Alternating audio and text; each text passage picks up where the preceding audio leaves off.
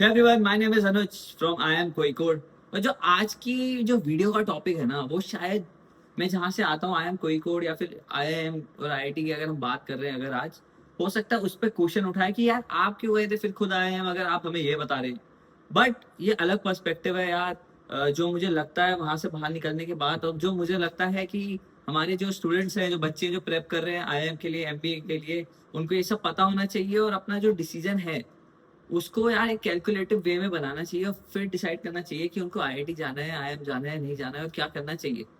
तो आइए शुरू करते हैं। या तो जो एमबीए करने जाते हैं, जो आईआईएम में बच्चे आते हैं, वो बहुत डिफरेंट डिफरेंट बैकग्राउंड से आते हैं। सबका सोशल स्टेटस अलग है, फाइनेंशियल स्टेटस अलग है, और वो सारी चीजें कंसिडर करते हुए वो फिर आईआईएम में आते हैं। बट आज की डेट में जो यार एमबीए की तैयारी कर रहा है, कैट की तैयारी कर रहा है, और उसको सपना है कि यार मुझे ना आईआईएम जाना है, बट हमें यार ये देखना है कि अगर आप एमबीए करके आईएम मतलब कैट करके एमबीए करना है, आईएम जाना चाहते हो, तो उसकी जो रीजनिंग है कि वहां पे जाने की, वो सही है कि नहीं। तो सबसे पहली बात तो यार आप उस रीजनिंग पे काम करें कि किसी का हो सकता है यार मुझे ना, क्योंकि आसपास वाले सब कह रहे हैं कि एमबीए कर लो, घर वाले कह रहे हैं सब एमबीए कर लो, तो इसलिए मैं एमबीए कर रहा हूँ और इसलिए मैं आईएम आया हूँ, आईआईटी आया हूँ, इसलिए मेरे को ये डिग्री करने का मन था। बट वो यार करेक्ट रीजन नहीं हो सकता। हो सकता है आपको आईआईएम के बाद 16-20 लाख की जॉब मिल जाए और वो भी 1-1.5 लाख रुपए कमाओ, बट जो आपका एम्बिशन है इनसाइड कि क्या करना चाहता था मैं, और आईआईएम के बाद और डिग्री लेने के बाद आप क्या कर पा रहे हो, तो वो चीज जो है वो सबसे बड़ा एक फैक्टर है कि आप जो सही में चाहते हो अंदर से, जो आपका सबकॉन्शियस और कॉन्शियस ब्रेन कहता है कि वो सही में आप अचीव कर रहे हो क्या आईआईएम में जाके। मतलब हो सकता है आपको कम्युनिकेशन स्किल्स, आपको एक्सपोजर के लिए आईआईएम जाना हो, वो अच्छी बात है। बट एक सोसाइटी के प्रेशर में या पीयर प्रेशर में एमबीए का डिसीजन लेना, वो मेरे हिसाब से सही नहीं है, वो पॉइंट ऑफ व्यू सही नहीं है, क्योंकि वो कहीं ना कहीं इन दी एंड आपको उस जगह लाके रख देगा कि जहाँ पे आपको सेल्फ डाउट और सेल्फ क्वेश्चनिंग रहेगी हमेशा कि आज जो मैंने आईआईएम जाके क्या सही डिसीजन लिया। मेरे को भी कभी कभार आते हैं कि मैंने सही डिसीजन लिया, कि हो सकता है कि मैं शायद अगर मैं बिजनेस कर लेता या कुछ और कर लेता तो शायद कुछ बेटर आउटपुट आया होता। बट वही है मेंटल स्टेट पे, आप किस माइंड फ्रेम से सोच रहे हैं, क्या क्वेश्चनिंग है, क्या रीजनिंग है वहां पे जाने की, तो वो सारी चीजें आपके क्लियर होनी चाहिए कैट की तैयारी करने से पहले और उसको टारगेट बनाने से पहले। यार अब बात कर लेते हैं फाइनेंशियल साइड की। फाइनेंशियल साइड में दो चीजें आती है। पहला तो जो पैकेज जो मिलेगा आईआईएम के बाद, दूसरा जो आप यार लोन लोगे आईआईएम जाने के लिए, ऑब्वियसली, क्योंकि आप जब तक वो लोन नहीं लोगे, जब तक वो फीस नहीं भरोगे, जब तक आप कॉलेज में नहीं जाओगे, कॉलेज में जब तक पढ़ोगे, 2 साल बाद पार करोगे, तो आपको पैकेज मिलेगा। बट दोनों चीजों को यार क्रिटिकली हमें ना एनालाइज करना चाहिए डिसीजन लेने से पहले कि मेरे को आईआईएम जाना है कि नहीं, आप फिर मैं मतलब सही डिसीजन ले रहा हूँ कि नहीं।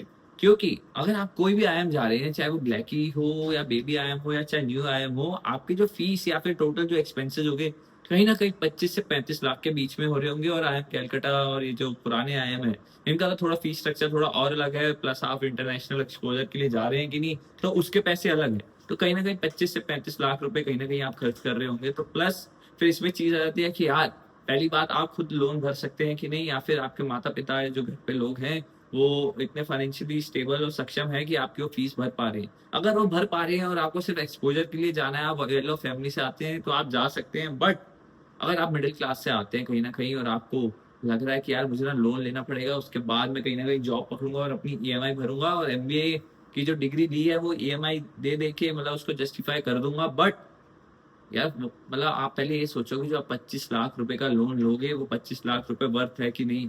क्योंकि आज हम रह रहे हैं यार डिजिटल एरा है एकदम, ग्लोबल इकोनॉमी है। आप यहाँ से बैठे बैठे अपनी जगह से बैठे बैठे कोई भी बिजनेस कर सकते हो, और आपको ये सीखने के लिए एक एमबीए की डिग्री लेना जरूरी नहीं है। कि आपको इतने सारे ऑनलाइन रिसोर्सेज मिल जाएंगे वो स्किल बिल्डिंग के लिए, कि आपको एमबीए की जरूरत नहीं है। अगर आपका सोल पर्पस है एमबीए में जाना कि नेटवर्किंग हो जाए, मेरी कम्युनिकेशन स्किल बढ़ जाए, प्लस मेरे को अच्छा एक्सपोजर मिल जाए लाइफ में, कॉलेज लाइफ मिल जाए, उसके लिए आप जा सकते हो। बट अगर आपका सिर्फ यही पर्पस है कि मैं बिजनेस करना सीखूंगा, तो वो कोई पॉइंट नहीं है कि 25 लाख रुपए, मतलब ये मेरा पॉइंट ऑफ व्यू है, आपका अलग हो सकता है। बट 25 लाख रुपए का लोन लेके बाद में आप जाओ और बाद में रिग्रेट करो यार मैं जॉब नहीं कर सकता, मेरे को भाई बिजनेस ही करना था। पर हो सकता है कि आपने ना, मैं जैसे मेरे को जो आज के डेट में समझ आता है कि बहुत बच्चों को वहां से कॉन्फिडेंस बिल्ड होता है उस एक्सपोजर के बाद, तो उसमें भी कई बार जरूरी है। तो आपको डिसाइड करना है कि वो एक्सपोजर आपके लिए वो जरूरी है कि नहीं, क्या वो 25 लाख रुपए जितना वर्थ है, या फिर आप सिर्फ बिजनेस सीखने के लिए वहां जा रहे हो। और यहाँ जब लोन लेते हैं ना, लोन से होता है स्ट्रेस। वो स्ट्रेस है कि यार मेरे को ना ईएमआई भी भरनी है, मेरी नौकरी लग गई है 16-20-25 लाख की, बट मेरे को कट कटा के यार 1-1.5 लाख आता है, और अब मुझे उसमें ईएमआई भी भरनी है, ईएमआई भरने के बाद मेरे पे क्या बच रहा है, कुछ नहीं। तो हो सकता है आप अभी जॉब कर रहे हो 70-80 हज़ार रुपए की और आप स्विच करो, तो 1-2 साल बाद आप वैसी खुद से 1-1.5 लाख रुपए की सैलरी पे बैठे हो, तो आप मतलब मैनेजमेंट में घुसना है, टॉप पोजीशन में करना है, अपना करियर स्विच करना है, उसके लिए अच्छा है। क्योंकि बहुत सारे बच्चे हैं जो 35-35 लाख का पैकेज छोड़ के आईआईटी के बाद वो सिर्फ आईएम इसलिए आते हैं क्योंकि उनको अपनी फील्ड चेंज करनी है, उनको सोली मैनेजमेंट फील्ड में जाना है। और ये श्योरिटी बिल्कुल नहीं मिलेगी आपको कॉलेजेस से कि यार आपको हमेशा मैनेजमेंट की जॉब मिले। कहीं ना कहीं आप ज्यादा से ज्यादा लीड बन रहे होंगे, किसी का अगर आईटी में है, फाइनेंस में है। प्लस अगर आपको रोल, उस रोल के पीछे भागो, कभी भी प्लेसमेंट में अगर वहां पे जाके बैठो तो उस डर में मत बैठो कि यार उस आदमी ने ना ये फॉर्म भर दिया तो मेरे को भी ये कंपनी का फॉर्म भर देना चाहिए। हो सकता है उस रोल के लिए आप कभी बने ही नहीं थे और आपकी जो एक्सपेक्टेशन है, जो आपकी रिक्वायरमेंट्स है वो दूसरी है उस आदमी से, तो उस चीज पर हमेशा इधर से फोकस करें। तो ये था स्ट्रेस और फाइनेंशियल पार्ट इसका। और जो मेन पार्ट अब मैं जिसकी डिस्कशन करना चाहता हूँ वो है कि एट अ इंडिविजुअल आप जो जिस प्रोफाइल से हैं उसको सबसे पहले एनालाइज करें। क्योंकि आप हो सकता है आपका जो फैमिली बैकग्राउंड है वो अलग हो, आपका इनकम स्टेटस, फाइनेंशियल स्टेटस उतना अच्छा ना हो, सोशल आपकी जो लाइफ अपब्रिंगिंग है वो थोड़ा अलग हो, तो सारे फैक्टर्स को आप वहां पे जाने से पहले एनालाइज करें।